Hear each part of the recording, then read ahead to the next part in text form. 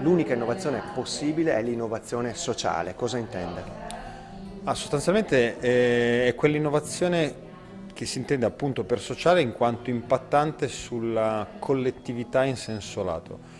Oggi credo che sia già finito, è stato molto veloce, anche se crediamo ancora che sia in corso, ma è un personale punto di vista, che l'innovazione sia l'innovazione tecnologica, quella cosa che accelera, facilita, certamente è quello, però la riflessione che va fatta è il destino d'uso finale, l'impatto che questa innovazione deve effettivamente portare.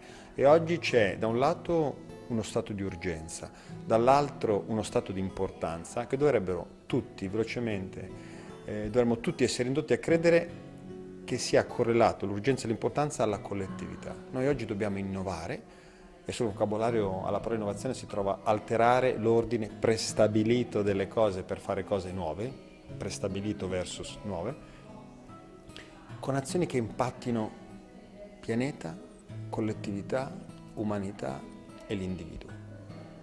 Sociale è tutto ciò che che riguarda la qualità della nostra vita in quanto parte di un insieme, non in quanto parte della nostra unicità. Noi non siamo unici ma facciamo parte di una collettività. È importante ricordarsi. Dobbiamo essere dei supereroi al giorno d'oggi. Dobbiamo essere dei nuovi eroi. Il supereroe rischia di indurci a pensare ad una misura non accessibile a tutti. Oppure accolgo la provocazione, purché noi ci si dica che il supereroe, come accadeva nei fumetti, in realtà era quella persona normale,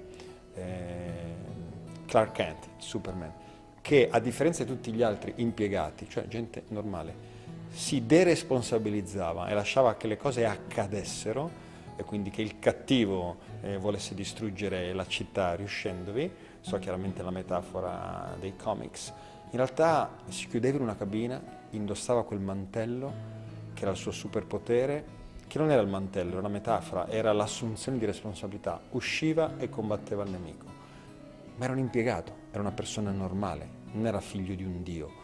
Aveva un superpotere che era la volontà e l'orientamento alla collettività. Non a caso difendeva la città e aveva un punto debole. Infatti soffriva della criptonite, no? È il suo nemico. Perché noi siamo deboli. E questa debolezza dovrebbe essere quella cosa che ci mantiene vivi, no? Mai eccessivamente arroganti, però fortemente guidati e orientati dalla volontà di incidere. Ho deciso di, sì, mi piace l'idea della nascita di un movimento che non è affatto nell'accezione politica a noi nota di questi tempi, il movimento è un flusso che va da un punto ad un altro, no? E io l'ho definito appunto il movimento del silenzio perché deve essere silenzioso. Basta fare rumore un po' fine a se stesso, no? Allora quell'idea Superman è silenzioso, va in una cabina da solo, si cambia da solo, esce trasformato, fa quello che deve e torna a fare l'impiegato. Non vuole diventare il sindaco della città, no? O il presidente degli Stati Uniti. Ciascuno poi ha la sua misura, però è importante che silenziosamente tutti noi ci occupiamo di quella sfera di influenza sulla quale possiamo agire. Per me questo è un movimento di persone coscienziose che decidono di essere responsabili di quella sfera di influenza di cui la vita le ha dotate, a torto, a merito non mi interessa.